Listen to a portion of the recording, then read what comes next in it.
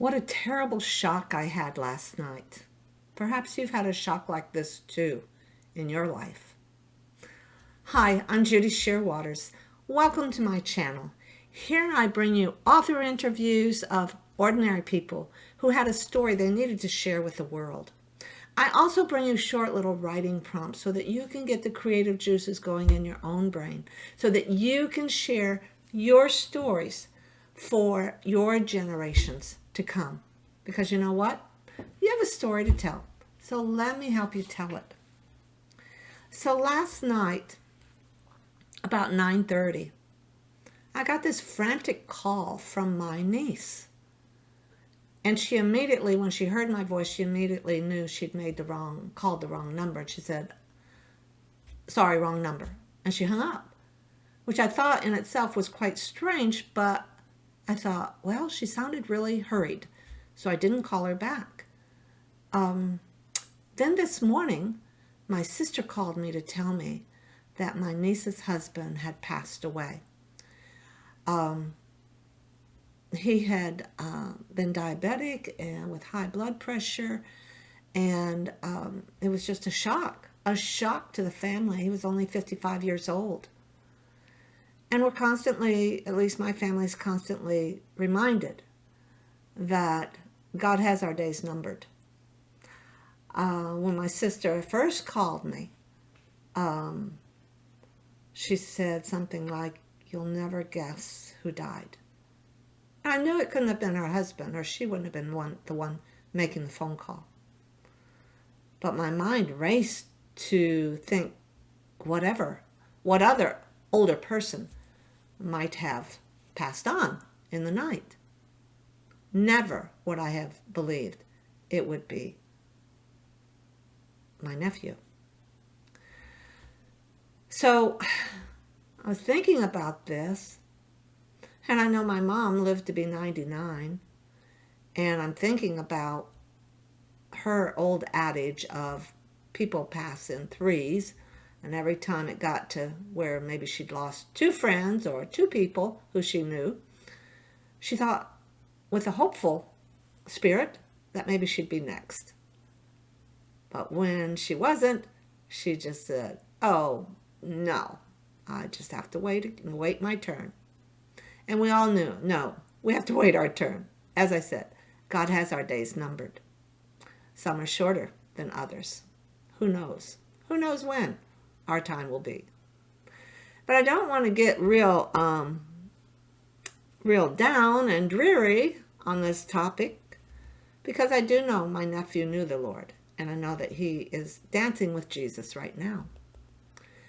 My question for you is, when you have had this happen in your life, and I can't imagine anyone who has not, if you've lived to be as old as me or somewhere near there, or it doesn't really matter. We've all lost someone in our lives. We've all had that phone call or that message that has told us that a friend has passed on. So my question for you is, how did you face that time? How did you approach what would go on the next day and the day after?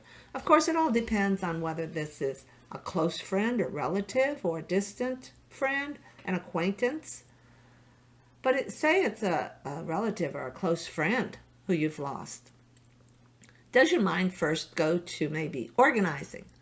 Are you Susie Homemaker, where you first want to organize meals to take in, or do you want to be the one to make that call to the next person to let them know? Do you write a note to that loved one right away? You sit down, write a note. Do you take time to pray for that loved one who is experiencing the loss?